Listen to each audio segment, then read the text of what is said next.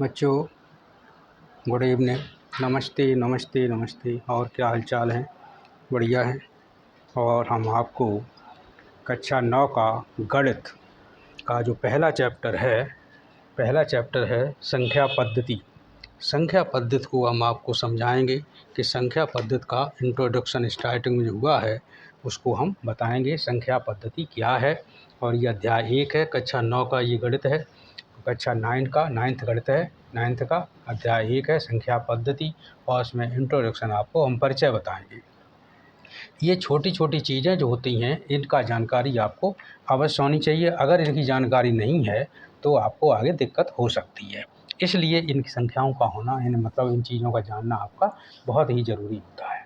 Okay, इसके लिए हमने आपको ये बताना से अच्छा समझा। तो सबसे पहले होता है इंट्रोडक्शन में प्राकृतिक संख्याएं, नेचुरल नंबर। तो जो प्राकृतिक संख्याएं हैं, नेचुरल नंबर हैं, वो क्या है? तो नेचुरल नंबर जो होते हैं वो 1 2 3 4 5 6 कहाँ तक? अनंत तक इनको लिखते जाएं तो ये सभी क्या कहलाएंगी? प्राकृतिक संख्याएं कहलाएंगी। इनको हम क्या कहेंगे? प्राकृतिक संख्याएं कहेंगे।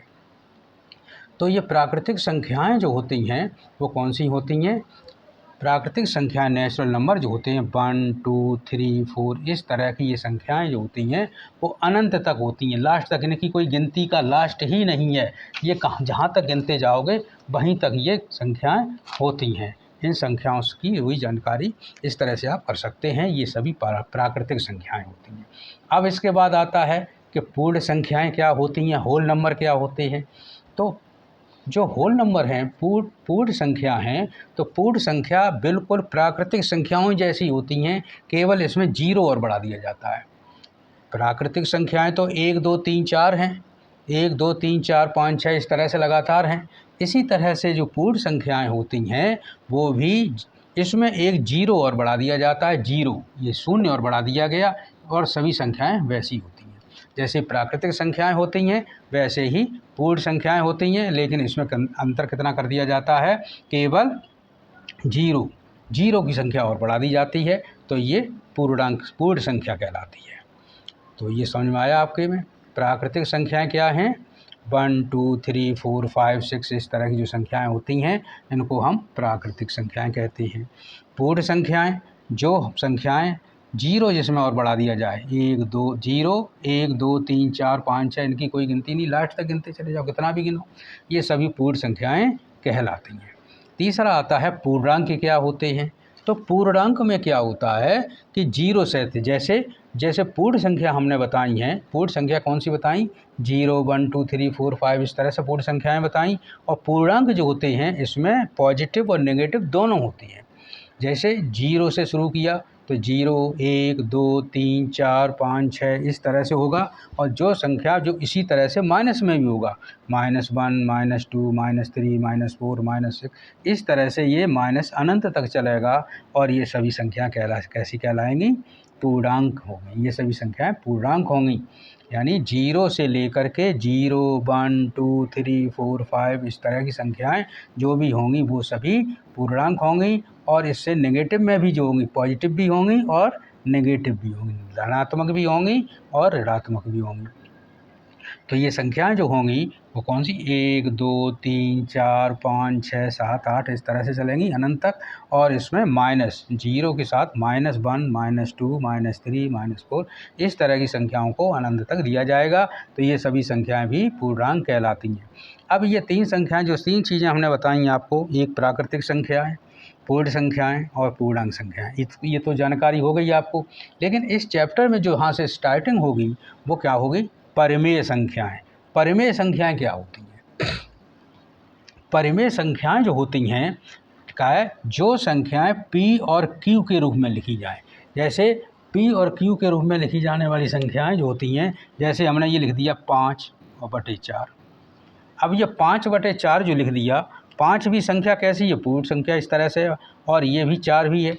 तो इसमें वे संख्याएं, P मतलब P 5 है, पूर्ण है, Q भी पूर्ण है। तो वे जो संख्याएं P और Q के रूप में लिखी जाएं उनको हम लिखी जा सकती हैं जहाँ पी और क्यू पूर्णांक हैं। ये दोनों चीज़ें कैसी हैं? पूर्णांक हैं।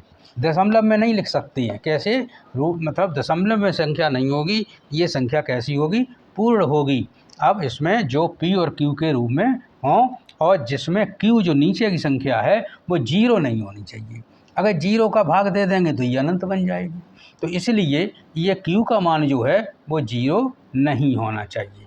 तो ये जो P अपॉन क्यू है ये कैसा है? ये परिमेय संख्या है और ये P पूर्णांक है, Q भी पूर्णांक है और Q जो है वो जीरो के बराबर नहीं है। यानी नीचे की संख्या जो Q है वो जीरो नहीं होनी चाहिए। ये बात आई समझ में? आपके में आया कि जो परिमेय संख्या हैं वो जो संख्याएं P और Q के रूप में होती हैं लिखी जा सकती हैं, जो P और Q के रूप में पूर्णांक हैं और जो P और Q के रूप में लिखी जा सकती हैं। P भी पूर्णांक है, Q भी पूर्णांक है और Q जो है वो जीरो के बराबर नहीं है। इसको हम इस तरह से भी लिख सकते हैं जैसे 5/4, 5 भी पूर्णांक है और 4 भी पूर्णांक है, तो इस तरह से इसको 5/4 में भी हम लिख सकते हैं। तो इनको हम कहते हैं परिमेय संख्याएं।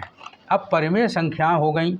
परिमेय के बाद दूसरी संख्या जो आती है वो कैसी होती है? अपरिमेय संख्या। अपरिमेय संख्या क्या होती है? अपरिमेय संख्या जो होती है, जिस संख्या को जो परिमेय संख्या नहीं होती हैं उनको अपरिमेय संख्या कहते हैं। मतलब जो है अपरिमेय संख्या जो होती हैं, जो परिमेय संख्या नहीं है, वो जो परिमेय संख्या नहीं है उनको अपरिमेय संख्या कहेंगे। अपरिमेय संख्या, अपरिमेय संख्याएं। अपरिमेय संख्या क्या होती हैं? अपरिमेय संख्याएं जो होती हैं तो ये जो अपरिमेय संख्याएं होती हैं मतलब जो संख्याएं परिमेय नहीं है, जो संख्याएं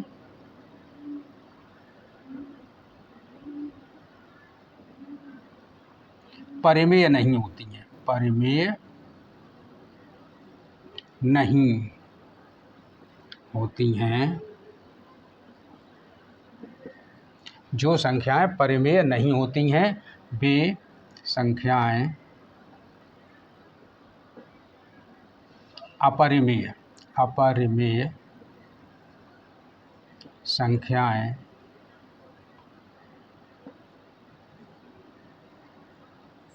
कहलाती हैं।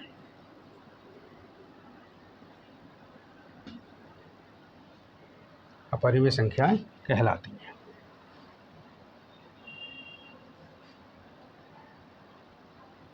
अब वास्तविक संख्या क्या होती है? वास्तविक संख्याएं, वास्तविक संख्याएं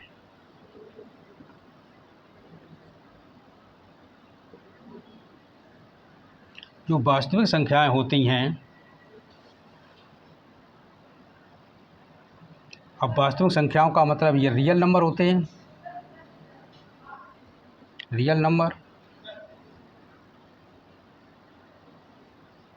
तो रियल नंबर में जो पूर्ण वर्ग संख्याएं होती हैं, जो मतलब पूर्ण वर्ग संख्याएं, पूर्ण वर्ग संख्याएं, पूर्ण वर्ग संख्याएं, पूर्ण वर्ग संख्याएं कौन सी हैं? परिमेय होती हैं। अब परिमेय कौन सी होती हैं? जैसे 1 का वर्ग हुआ कितना हुआ? 1। 2 का वर्ग हुआ कितना हुआ? 4। 3 का वर्ग कितना हुआ? 9। 4 का वर्ग कितना हुआ? 16। तो ये संख्याएं जो होती हैं वो पूर्ण संख्या कहलाती हैं, पूर्ण वर्ग। ये संख्याएं जो होती हैं कैसी कहलाती हैं? पूर्ण वर्ग संख्या। ये पूर्ण वर्ग संख्या कहलाती है। अब जो संख्याएं पूर्ण वर्ग नहीं होती हैं, कुछ संख्याएं ये तो होंगी पूर्ण वर्ग। अब जो संख्याएं पूर्ण वर्ग नहीं होती हैं,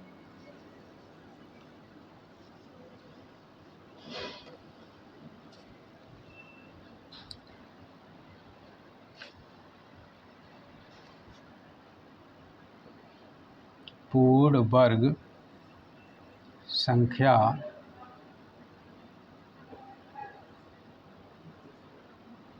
पूर्ण वर्ग संख्या नहीं होती है या नहीं है। जो पूर्ण वर्ग संख्या नहीं है वे कौन सी हैं? अपरिमेय कहलाती हैं। अपरिमेय।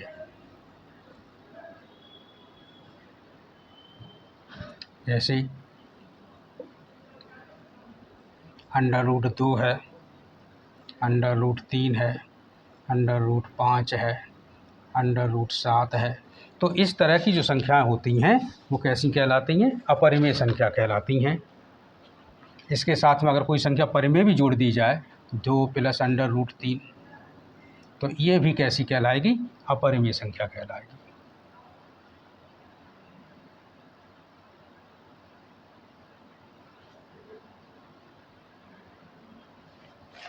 ये जो होती है वो परिमेय संख्या कहलाती है। इसको हम अपरिमेय संख्या कहते हैं। अब इसके बाद कुछ आता है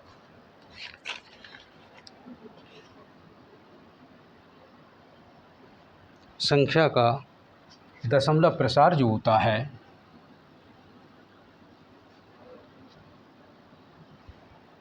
संख्या का दशमलव प्रसार, संख्या का दशमलव प्रसार। ये दशमलव प्रसार क्या होता है? एक तो होता है शांत दशमलव। ये शांत दशमलव क्या होता है? ये होती है परिमेय। और परिमेय में क्या होता है? जैसे कोई संख्या अगर है 2.5 है, तो 2.5 है तो वो कैसी होगी? परिमेय होगी। अब दूसरी होती है अशांत। अशांत दशमलव। ये अशांत दशमलव है। अब अशांत दशमलव में दो तरह की होती हैं। कैसी? अनवसानी, अनवसानी, अनवसानी आवर्ती।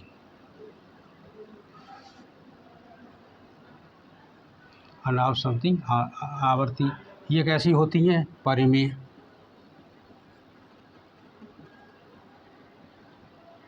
ये परिमेय होती हैं। कैसी होती हैं? जैसे हमने 3, जैसे है 3.3, 3, 3, 3, 3, इस तरह से होती चली जाए तो इनको हम क्या कहेंगे? 3.3 का ये लग जाएगा, वाल लग जाएगा। इसी तरह से जैसे दूसरी 3.35, 35, 35, 35 इस तरह की हैं, तो इसको हम लिख सकते हैं 3.35 का। तो ये जो कहलाएगी वो कैसी कहलाएगी? अशांत दशमलव में होती हैं, ये परिमेय होती हैं और अनवसानी आवर्ती कहलाती हैं। अब अनवसानी, अनवसानी अनावर्ती,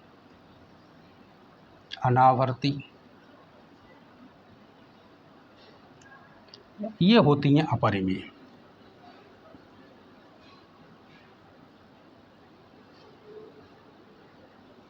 ये अपरिमेय होती हैं। अब ये कैसी होती हैं? ऊबड़ खाबड़। 3.3, 4, 5, 3, 4, 5, 0, 2, 1, 8 इस तरह की संख्या होती हैं। जैसे 4.201, 2, 5, 0, 6, 7, 8 इस तरह की संख्या होती हैं और ये संख्या कैसी कहलाती हैं? ये अपरिमेय कहलाती हैं। तो इस तरह से ये इंट्रोडक्शन है कक्षा 9th का, क्लास 9th का जो हमने आपको इंट्रोडक्शन के रूप में दिया। इसको जानकारी ध्यान रखना, इसको करना। हम इसको इसके बाद इसके क्वेश्चन करवाएंगे, प्रश्नावली के सवाल करवाएंगे। तो इस तरह से आज तक के लिए इतना ही है। आज चैनल को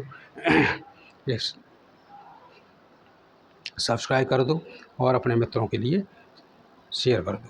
ओके, धन्यवाद।